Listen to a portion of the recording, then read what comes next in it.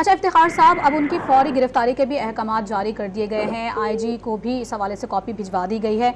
अब जैसे कि आपने कहा कि वो रुजू कर सकते हैं, अब जो मौजूदा सूरत हाल है वो आगे क्या बनती हुई आप देख रहे हैं? जी उमर मेहताब, यही सवाल इफ्तिखार शराज साहब से रब्ता मुनक़ता हुआ है, आपसे है मेरा, क्या आपके क्या कहते हैं कि अब क्या सिचुएशन बन रही है आगे?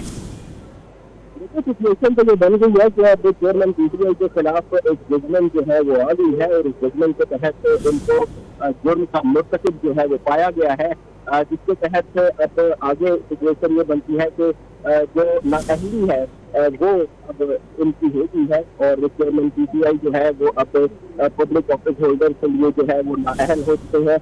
अब देखना यह है कि जो चेयरमैन पीटीआई की लीगल टीम है वो इस फैसले को इस्लामाबाद हाई कोर्ट में चैलेंज करेगी या फिर सीधा सुप्रीम कोर्ट के पास जाएगी। लगता यही है कि जो चेयरमैन पीटीआई के वकीला हैं वो सुप्रीम कोर्ट में रुजू करेंगे, क्योंकि इस्लामाबाद हाई कोर्ट के कल के फैसले में उनको जो रिलीफ नजर आ रहा था वो तो उनको नहीं मिल सका। ताहम ये बात भी यहाँ पर कहनी पड़ेगी कि जो एक प्रॉपर प्रोसीजर है उसके मुताबिक जो सेशन अदालत का जो फैसला है वो पहले इस्लामाबाद हाई कोर्ट में चैलेंज होता है, उसके बाद से इस्लामाबाद हाई कोर्ट जो फैसला देती है उसको सुप्रीम कोर्ट में चैलेंज किया जाता है। तो इस तरह ये प्रोसीजर चलता है, लेकिन अगर प्रोसीजर को बाईपास करते हुए चेयरमैन पीटीआई की legal team direct supreme court से भी रब्ता करती है तो इसमें भी कोई सदारत नहीं है। ऐसा कई केसेज में होता हुआ हमने देखा है कि डायरेक्ट सुप्रीम कोर्ट से भी रुजू जो है वो किया जाता है। अभी तक जो चेयरमैन पीटीआई की लीगल टीम है उनकी तरफ से कोई वाज़ेह मौक़िफ़ के सामने नहीं आया, तो हम उनकी जानिब से सुप्रीम कोर्ट से रुजू करने की तैयारियां तो पहले से ही की जा रही थी। अब इस फैसले के खिलाफ भी सुप्रीम कोर्ट से रुजू किए जाने का इम्कान जो है वो जाहिर होता है।